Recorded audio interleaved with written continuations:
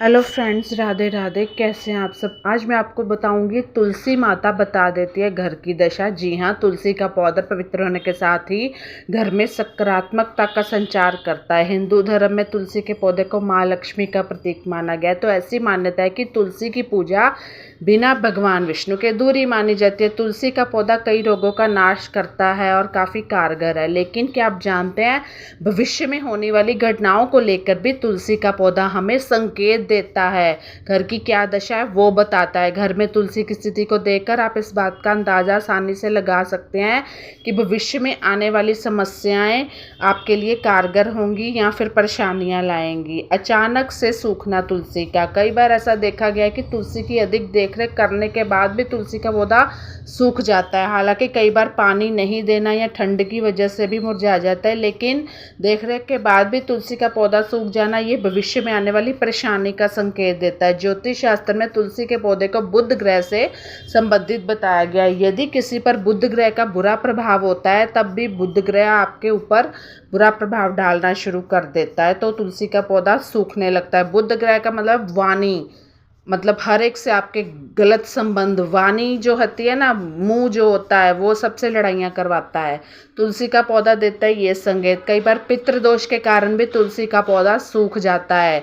इसका पता आप ऐसे लगा सकते हैं, अगर किसी घर में बार बार तुलसी का पौधा सूखने लगे तो पितृदोष का प्रकोप हो सकता है। इतना ही नहीं, घर में पितृदोष के कारण परिवार के सदस्यों में मनमुटाव रहता है, साथ ही घर में लड़ाई अधिक होने लगती है। मैंने मेरे चैनल पे जाके आप ओल्ड वीडियोस करके देखोगे तो उसमें पितृदोष के क्या क्या उपाय हैं वो मैं जरूर देखिएगा। वीडियोस बनाई हुई है मैंने। तुलसी के पौधे को कभी भी छत पर नहीं रखना चाहिए। तुलसी को छत पर रखने से बुध ग्रह की स्थिति कमज़ोर होती है, इसलिए तुलसी के पौधे कभी भी छत पर मत रखें, क्योंकि बुध को व्यापार और धन का ग्रह माना जाता है। अभी मैंने कम्युनिटी पोस्ट पे एक वीडियो डाली है कि तुलसी माता के पास क्या चीज़ें नहीं रखनी चाहिए, वो देख लीजिएगा। तुलसी का अचानक झड़ना, अगर आपने घर में अचानक तुलसी का पौधा लगाया और अचानक झड़ने लगा है, कुछ ही दिनों उसके पत्ते सूखते हैं, झड़ते हैं, तो आपको बता दूं कि ये पितृदोष की तरफ इशारा करता है कि आपके ऊपर पितृदोष है।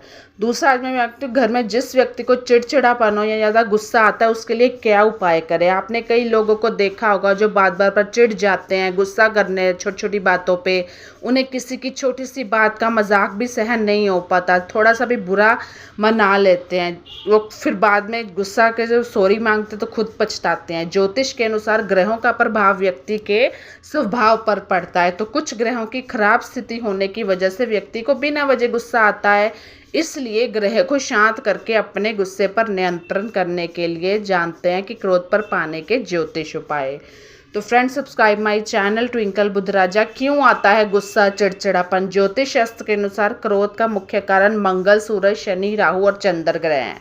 ठीक है, कहा जाता है कि अगर किसी व्यक्ति की कुंडली में सूर्य और चंद्रमा, मंगल ग्रह एक दूसरे के साथ किसी रूप से संबंध बनाते हैं तो व्यक्ति को अपेक्षा से अधिक गुस्सा आता है। वहीं क्रोध अग्नि तत्व का घोतक है। जब अग्नि तत्व अन्य राशियों या ग्रहों के साथ मिलता है तब व्यक्ति को बात बात पर गुस्सा आता है। तो इसके अलावा जिन लोगों का मंगल अच्छा नहीं होता उन्हें तो भाई क्रोध से कोई नहीं बचा सकता, लेकिन हम ये छोटे मोटे उपाय करके दिनचर्या के उसको टाल सकते हैं।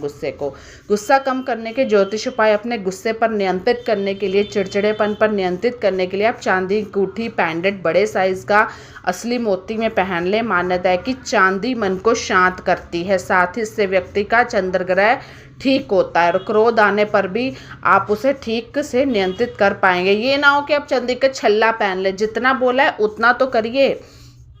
जिस व्यक्ति को अत्यधिक क्रोध आता है उसके आसपास चंदन का उपयोग करें। चंदन समझते हो, ज्योतिष शास्त्र में ऐसा माना गया है कि चंदन की खुशबू से ही गुस्से में काबू आ जाता है। चंदन को आप टैल्कम पाउडर, परफ्यूम, धूपबत्ती या फिर अगरबत्ती किसी भी रूप में प्रयोग करें। इसके अलावा आप रोज माथे पर चंदन का टीका लगाएं, जिससे राहु दोष से राहत मिलेगी और आप शांत रहोगे। कुछ प्रतिदिन सुबह उठने के बाद धरती माँ को प्रणाम करें। बिस्तर छोड़ने के बाद कम से कम 15 मिनट तक किसी से भी बात ना करें। शास्त्रों के साथ ऐसा नियमित रूप से करने से गुस्सा, चिड़चिड़ापन कम होने लगता है, दिमाग में शीतलता आती है।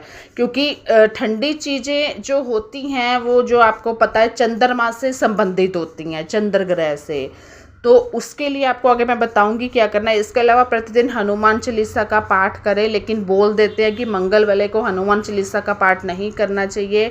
ऐसी कोई चीज़ नहीं है। मान्यता है कि इससे मंगल ग्रह शांत होगा आपका और गुस्सा कम आएगा। साथ ही सोमवार को रात के वक्त चंद्रमा को अर्घ्य दें। सोमवार का व्रत भी कर सकते हैं आप, आपका गुस्सा शांत होगा। वास्तुशास्त्र कहता है कि अगर आपको कुछ ज़्यादा गुस्सा आता है तो ध्यान है कि लाल रंग का प्रयोग कम करें। घर की वॉल, बेडशीट, पर्दे वगैरह, कुशन कवर्स, तो उसका भी कम इस्तेमाल करें। क्योंकि इधर आसपास का माहौल अच्छा हो ना, तब सब चीज़ें अच्छी लगती हैं।